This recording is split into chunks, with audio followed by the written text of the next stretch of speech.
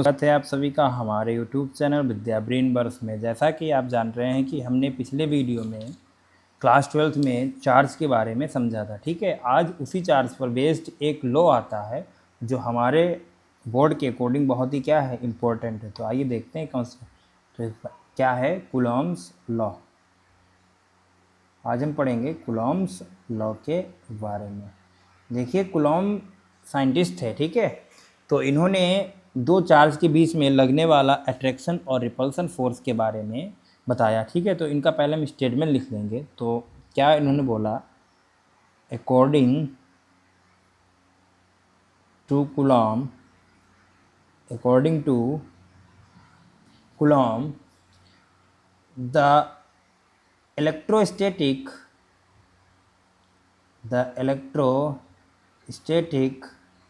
force between two-point charge is directly proportional to the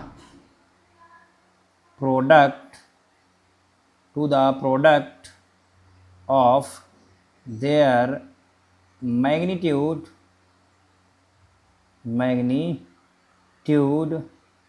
and inversely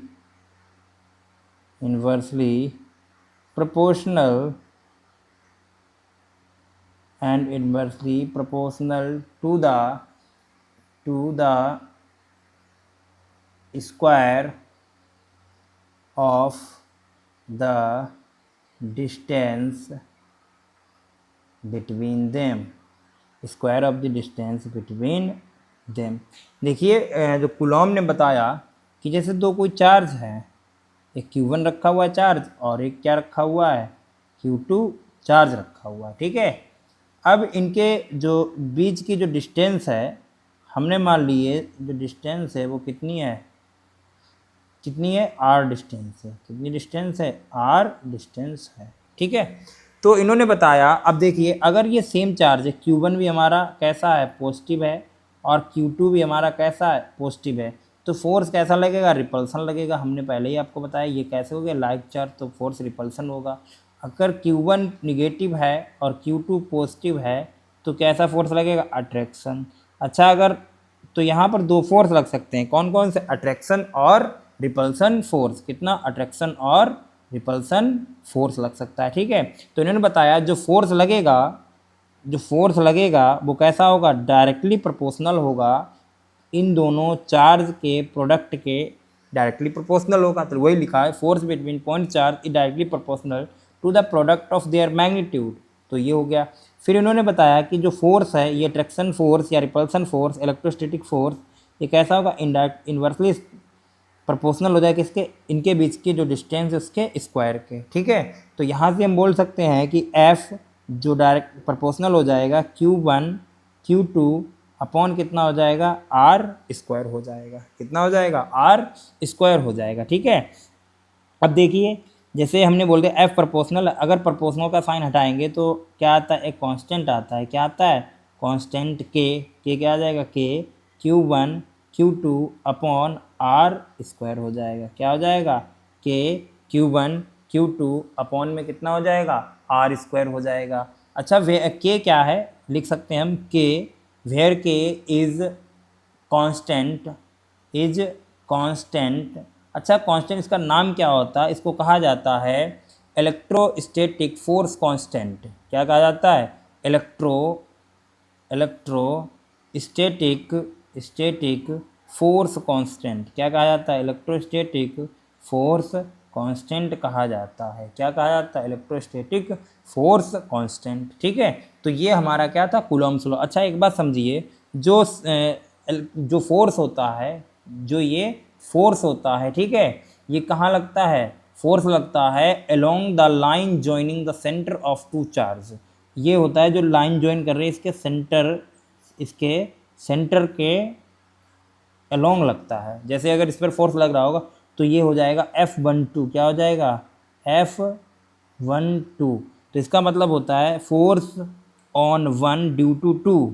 ऐसे ही ये क्या लगेगा F21, इसका मतलब क्या है force on 2 due to 1, force on 2 due to 1। ठीक है। अच्छा, अगर देखा जाए इन दोनों की डायरेक्शन क्या हो जाएगी, तो F12 इक्वल होगा माइनस F21 के।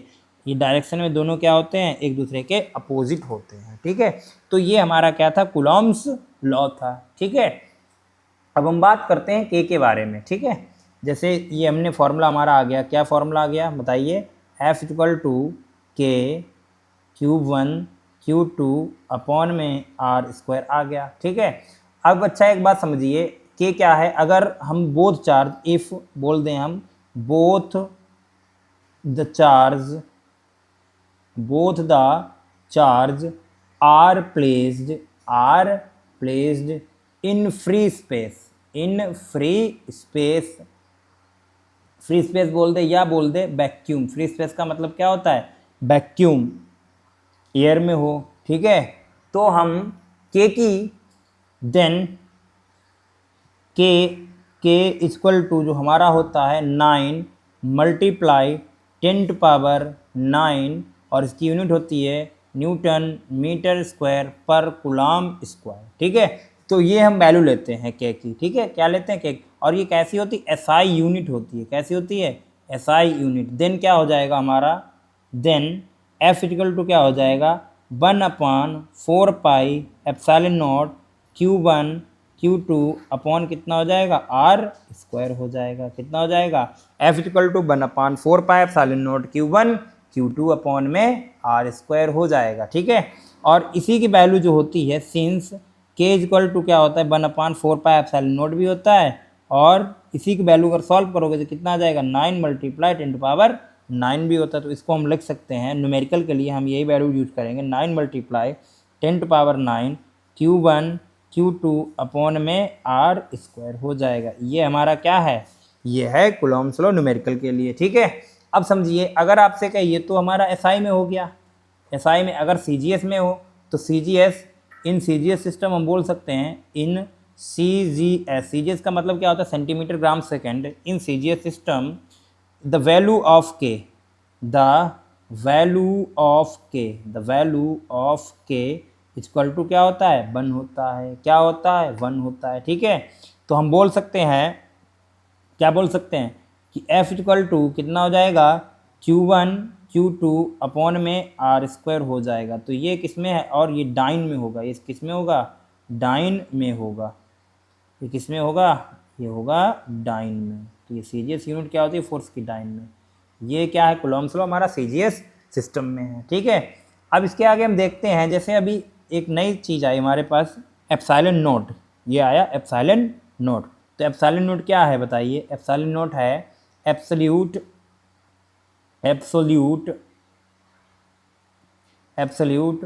Permittivity of free space. क्या है, absolute permittivity of free space है। ठीक है। Absolute permittivity of free space है। ठीक है। और जो एप्सिलॉन नोट की जो वैल्यू होती है वो कितनी होती है 8.85 और मल्टीप्लाई 10⁻⁻12, और इसका क्या होता है यूनिट, कूलॉम स्क्वायर पर न्यूटन मीटर स्क्वायर। इसकी क्या होती है, यूनिट होती है। क्या होती है, इसकी यूनिट होती है। ठीक है। अब देखिए, जो अलग अलग मीडियम के लिए क्या होता है, के की वैल्यू अलग अलग होती है। ठीक है। अब देखिए एक बात और समझिए, जैसे फॉर्मूले में आप कंफ्यूज हो जाते हैं कि के Q1 Q2 अपॉन, जो हमने अभी पहले पढ़ा F इक्वल टू के Q1 Q2 upon R square, इसमें क्या है, के हमारा क्या है, के है इसमें इलेक्ट्रोस्टैटिक फोर्स कांस्टेंट। ठीक है। लेकिन अगर हम एक कंडीशन लगा लें कि when two charge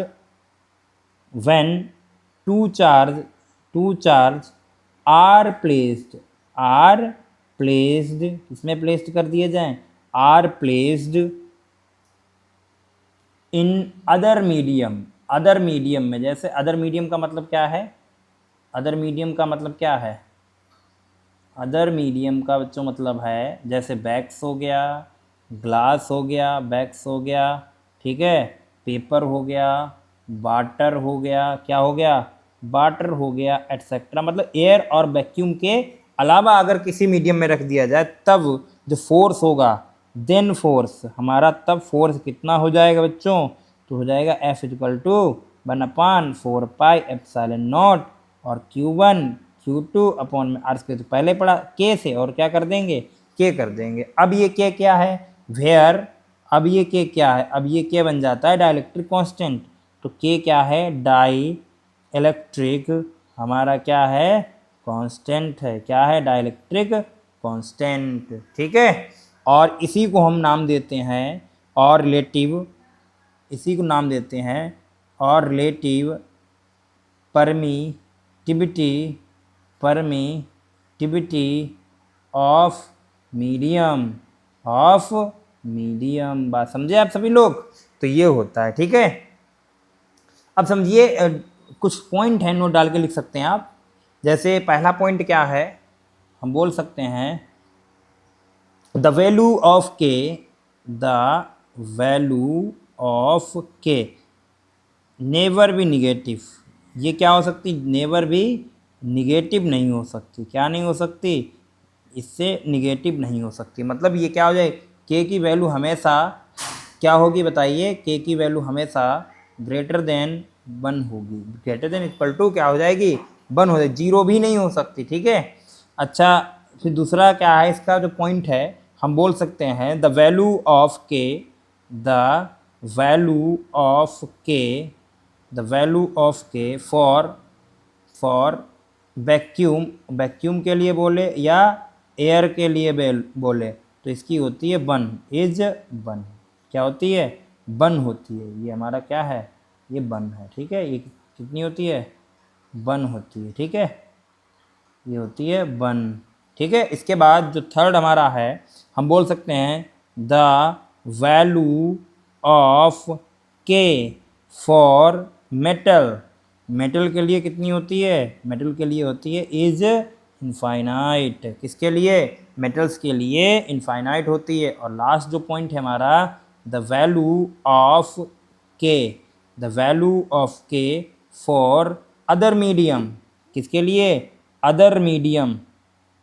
other medium, other medium के लिए कितनी होती है बच्चों, इस ये वैल्यू होती है हमारी, ये होती है ग्रेटर देन 1, क्या होती है, ग्रेटर देन 1 होती है, ठीक है। अब इसमें देखिए दो आपके बोर्ड एग्जाम में पूछ चुका है, जो दो हैं वो आपके बोर्ड एग्जाम में पूछ चुका है, कौन कौन से, एक तो पहला ये पूछ चुका है मेटल वाला, और दूसरा ये भी पूछ चुका है, ठीक है, और ये भी पूछ चुका है, मतलब इसको, इस स्टेटमेंट को दोनों तरीके से पूछ चुका है, ठीक है। अब एक बात आप समझिए, ठीक है। अब इसके बाद जो हम पढ़ेंगे, जो हमारा अगला टॉपिक है वो है,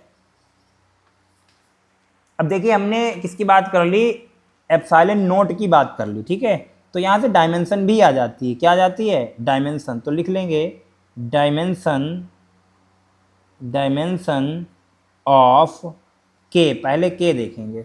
तो फॉर्मूला हमने के का क्या पढ़ा बताइए, के का हमने फॉर्मूला क्या पढ़ा बताइए, के का फॉर्मूला हमने पढ़ा F इक्वल टू के Q1 Q2 upon R square पढ़ा, ठीक है। अगर हम के की वैल्यू निकालें तो क्या आ जाएगा बताइए, F are square Q1 Q2 हो जाएगा, एफ आर स्क्वायर अपॉन में Q1 Q2 हो जाएगा। अच्छा फोर्स की आप सभी लोग डायमेंशन जानते हैं, क्या होती है, MLT-2 होती है। आर क्या था, डिस्टेंस, तो डिस्टेंस की क्या होती है, L2 हो जाएगा, ठीक है। और जो Q की क्या होती है, AT होती है, क्या होती है, AT होती है। तो डायमेंशन ऑफ के क्या हो जाएगा, तो यहाँ से देखिए F की कितनी हो जाएगी, MLT-2, और R की कितनी हो जाएगी, L स्क्वायर, और Q1 Q2 की कितनी हो जाएगी, AT, और क्या आ जाएगी, AT, क्या आ जाएगी, AT और AT। अब देखिए डायमेंशन को ऐसे लिख नहीं सकते, अब देखिए m हमारे पास एक ही बार है तो m की पावर 1 हो गई, l कितनी बार, 1 2 3 बार है, ठीक है, और t ऊपर लिखा -2, अच्छा ये तो हो गया। अब नीचे से ऊपर क्या आएगा, ये हो जाएगा a⁻2 और t⁻2 हो जाएगा, t⁻- क्या हो जाएगा, 2 हो जाएगा, ठीक है। अब देखिए ML3 ऐसे ही रहेगा, ML3 ऐसे ही रहेगा, t⁻², यहाँ है t⁻², तो t⁻, कितना हो जाएगा -4 और a -2। ये हमारी डायमेंशन किसकी हो गई? ये डायमेंशन हो गई हमारी k की। ये तो हमने आपको निकाल के सिखाया। अब हम बोल सकते हैं कि डायमेंशन ऑफ k, डायरेक्ट अगर हम लिख लें तो क्या हो जाएगा? Dimension of k, dimension of k is क्या हो जाएगा बता सकते हैं आप? अभी तुमने बताया क्या हो जाएगी? ml3t-4 और a-1 हो गया। ठीक है, ऐसे ही जो हमारी अगली जो डायमेंशन है ये आप लिख लेंगे। अगली डायमेंशन क्या है? अगली डायमेंशन है डायमेंशन ऑफ एप्सिलॉन नॉट। अब देखिए, आपको याद करने की कोई ज़रूरत नहीं है। ठीक है, क्या है? आपको याद करने की कोई ज़रूरत नहीं है। के और एप्सिलॉन नॉट जो होता है इसमें ये एक दूसरे के इन्वर्सली प्रोपोर्शनल है। ठीक है, तो डायरेक्ट यहीं पे लिख सकते हैं। इज क्या होती है बता सकते हैं आप?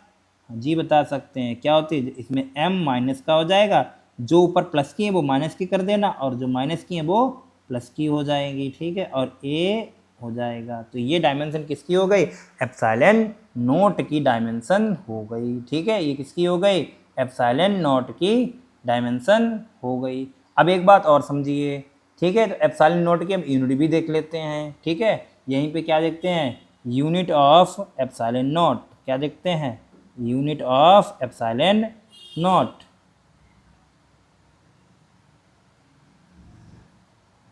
Unit of epsilon not. Epsilon not की यूनिट क्या होती है? तो याद देखिए, फॉर्मूला अगर हम निकालें यूनिट तो कैसे निकलेगा?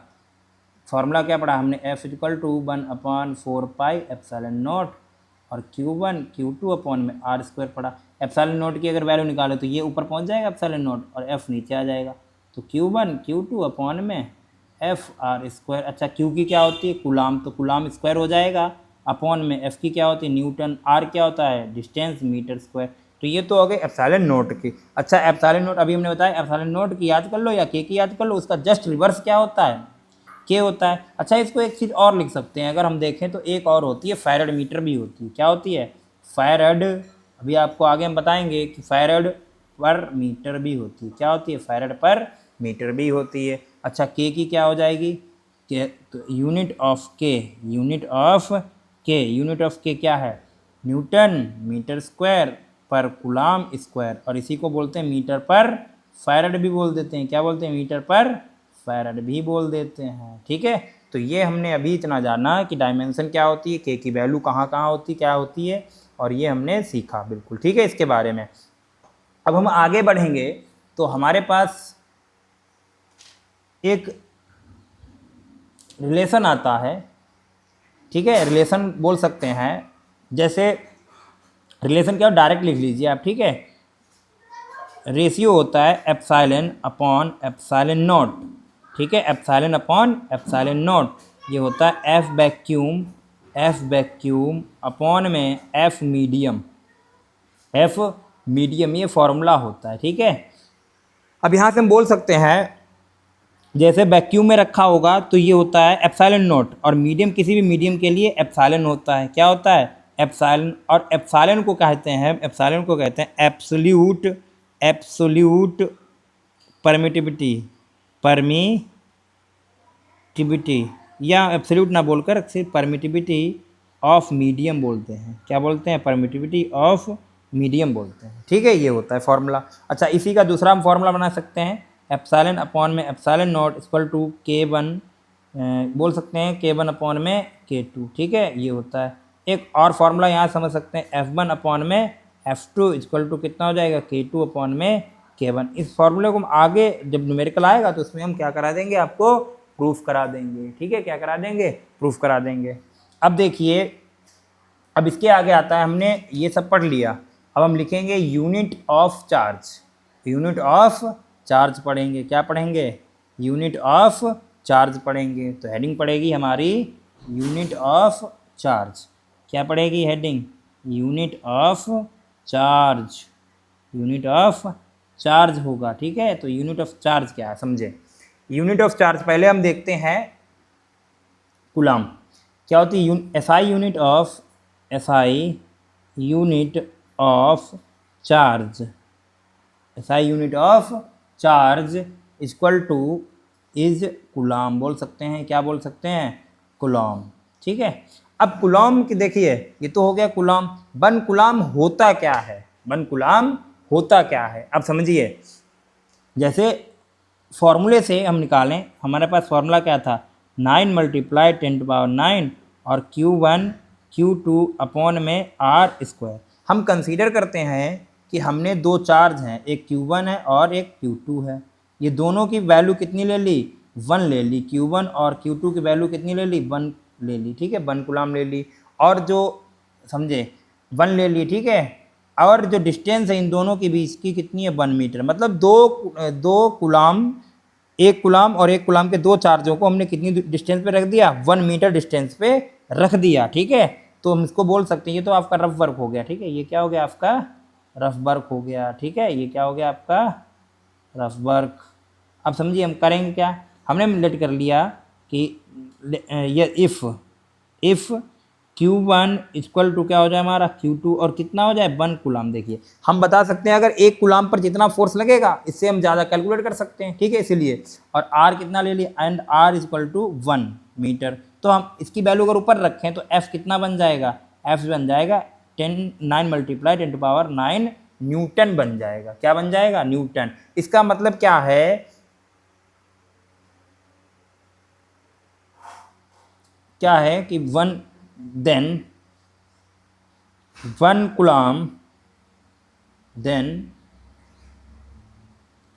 Coulomb is the force is equal to the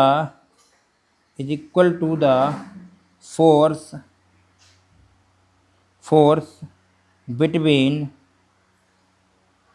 two charges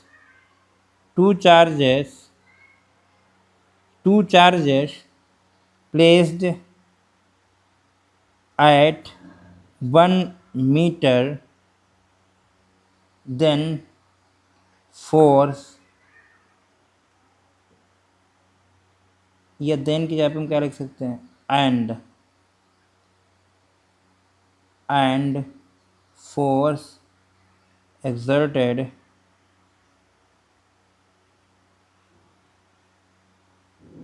nine multiply 10⁻9।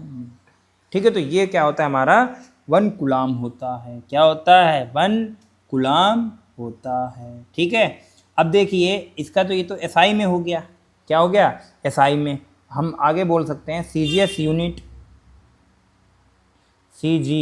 Unit of coulomb, sorry charge.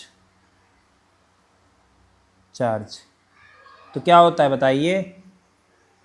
State coulomb होता है। क्या होता है? इज स्टेट कूलम होता है। State coulomb. और स्टेट कूलम को लिखते हैं स्टेट C, ऐसे लिख देते हैं स्टेट कूलम। ठीक है, अब स्टेट कूलम, और इसको और भी बोल सकते हैं, स्टेट कूलम को ही हम ESU बोलते हैं। क्या बोलते हैं? ESU। इसका मतलब होता है स्टैटिक यूनिट ऑफ चार्ज। क्या बोलते हैं? इलेक्ट्रोस्टैटिक यूनिट ऑफ चार्ज बोलते हैं। ठीक है, इसको और एक नाम देते हैं, फ्रैंकलिन भी बोलते हैं। इसको क्या बोलते हैं? फ्रैंकलिन भी बोलते हैं। फ्रैंकलिन। ठीक है, तो ये 3 हमारे क्या हो गए? अभी तक हमने समझा CGS में कितने हैं? 3 हैं। अब देखिए रिलेशन भी होता है। अगर हम बात करें तो 1 कूलम जो होता है वो होता है 3 मल्टीप्लाई 10⁻9 स्टेट कूलम। ठीक है, क्या होता है? स्टेट कूलम के इक्वल होता है। ठीक है, किसके इक्वल होता है? 3 मल्टीप्लाई 10⁻9 स्टेट कूलम के इक्वल होता है। ठीक है, अब समझिए अगली स्लाइड में हम समझेंगे अदर यूनिट ऑफ चार्ज भी होता है। क्या होता है? अदर यूनिट ऑफ चार्ज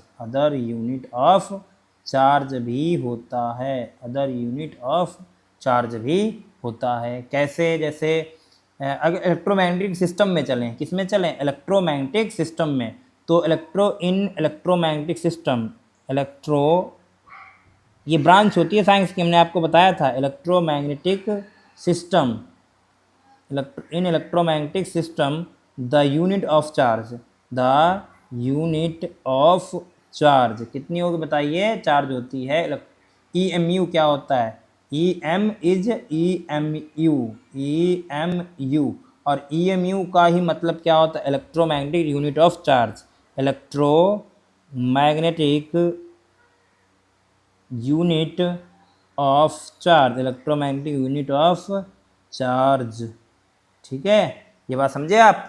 और यहाँ रिलेशन भी होता है। रिलेशन क्या होता है कि वन जो कुलाम है, वन कुलाम होता है वो 1/10 EMU ऑफ चार्ज होता है, 1 यूनिट ऑफ चार्ज होता है। बात समझे, ये रिलेशन हो गया इन दोनों के बीच में। ठीक है, इसके बाद क्या होता है, एक आपने सुना होगा फैराडे।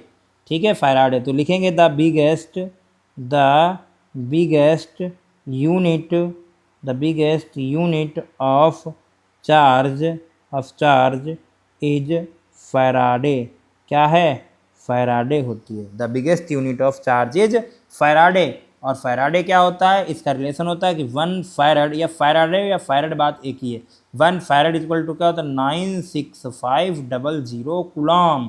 ये बहुत ही बड़ी क्या होती है? यूनिट होती है चार्ज की बिगेस्ट यूनिट होती है, जो क्या होती है? फैराड होती है। ठीक है, तो ये हमने सारी क्या समझी? यूनिट समझी। क्या समझी? यूनिट समझी। ठीक है, अब इसके आगे हम चलते हैं। देखिए अभी कंटिन्यूस चार्ज डिस्ट्रीब्यूशन भी है, तो इसको आगे हम समझ लेंगे। अब हम चलते हैं अपने नए टॉपिक पर। जो हमारा नया टॉपिक है वो क्या है? Electric field. क्या है? इलेक्ट्रिक फील्ड है। क्या है? इलेक्ट्रिक फील्ड है। अब एक बात समझिए, जैसे ये चार्ज है, ठीक है, ये चार्ज है, तो चार्ज के चारों तरफ एक बाउंड्री में समझ लीजिए, जैसे चार्ज है तो इसके चारों तरफ एक फील्ड होगी, जिसमें ये क्या करेगा? अपना जो फोर्स है, ये अपना फोर्स क्या करेगा? एक्सर्ट करेगा। अपना फोर्स क्या करेगा? लगाएगा। अपना फोर्स क्या करेगा? लगाएगा। ठीक है, अब समझिए जैसे ये चार्ज था क्यू, ठीक है। अब हम कोई एक छोटा सा चार्ज ले आए, छोटा सा इसके पास एक चार्ज ले आए, जो चार्ज क्या है? Q0 ले आए। ठीक है, क्या ले आए? Q0। तो ये क्या करेगा? Q0। अच्छा, चार्ज Q0 क्यों लाते हैं? क्योंकि इसकी कोई अपनी इलेक्ट्रिक फील्ड नहीं होती। इसकी क्या नहीं होती है? अपनी कोई इलेक्ट्रिक फील्ड नहीं होती है। ठीक है, तो Q जो Q0 को धक्का लगाएगा, मतलब दोनों। और ये हमेशा कैसा माना जाता है? टेस्ट चार्ज, पॉजिटिव चार्ज माना जाता है। टेस्ट चार्ज को हम कैसे मानते हैं? पॉजिटिव। ये क्या है? टेस्ट चार्ज है, test charge. It's does not produced electric field. ये अपनी इलेक्ट्रिक फील्ड प्रोड्यूस नहीं करता है। ठीक है, तो ये क्या करेगा? फोर्स लगाएगा, तो Q0 इधर जाएगा। ऐसे ये चारों तरफ क्या करेगा? Q0 लगाएगा। ठीक है, तो यहाँ से इतनी बात अगर समझे तो इसकी पहले डिफिनीशन लिखते हैं, फिर से एक बार हम समझाने की आपको कोशिश करेंगे। ठीक है, पहले डिफिनीशन लिखते हैं। तो डिफिनीशन क्या है इसकी?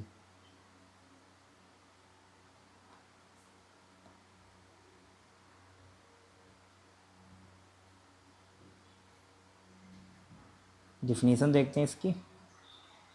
डिफिनीशन क्या है इसकी? डिफिनीशन लिखते हैं। क्या है? The electric field due to इस चार्ज, क्या बोल सकते हैं? द स्पेस अराउंड द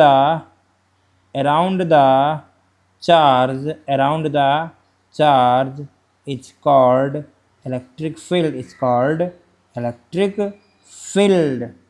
क्या कहलाता है? Electric field. In which, electric field क्या है, या इसकी दूसरी डिफिनेशन लिख सकते हैं, the field around the charge in which any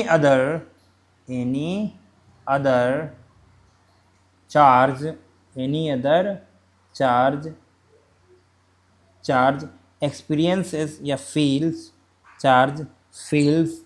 it's force. ठीक है, तो एक बात समझ गए आप, ये चीज़ होती है। ठीक है, अब समझिए इसके आगे।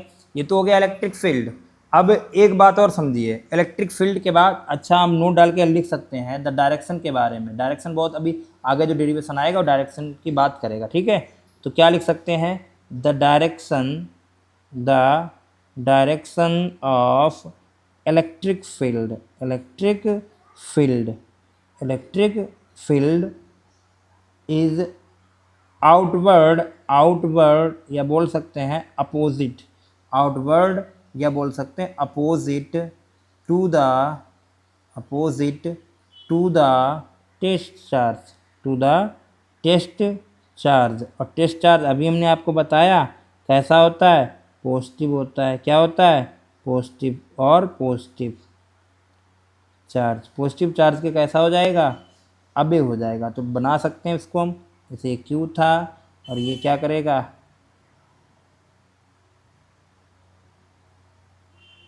क्यू नॉट से दूर जाएगा, ठीक है। क्यू नॉट से क्या करेगा, दूर जाएगा, ठीक है। अब एक बात और समझिए, अब ये तो हो गया। अब दूसरी अगर लाइन लिखें हम, क्या लिख सकते हैं इसको हम लिख सकते हैं आगे एक और स्लाइड में लिख सकते हैं the direction of electric field is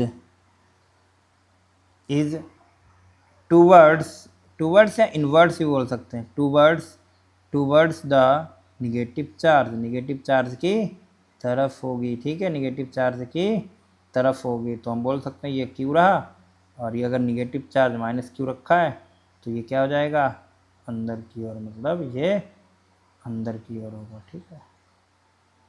तो ये हमने पढ़ लिया इलेक्ट्रिक फील्ड। क्या पढ़ लिया, इलेक्ट्रिक फील्ड।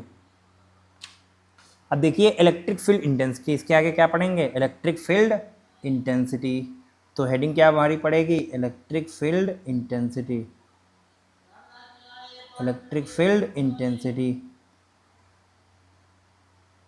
हेडिंग पड़ेगी इलेक्ट्रिक फील्ड इंटेंसिटी। और ये क्या होता है, ई, किससे डिनोट करते हैं, ई।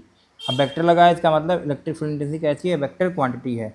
तो लिखेंगे द इलेक्ट्रिक फील्ड, देखिए जैसे इसने कितना फोर्स लगाया है, यही क्या कहलाता है, इलेक्ट्रिक फील्ड कहलाता है, ठीक है, इंटेंसिटी के। तो लिखेंगे the force experienced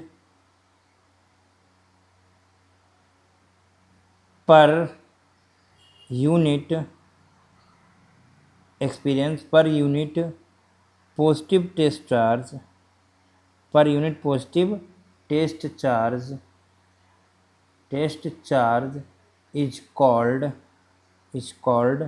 electric field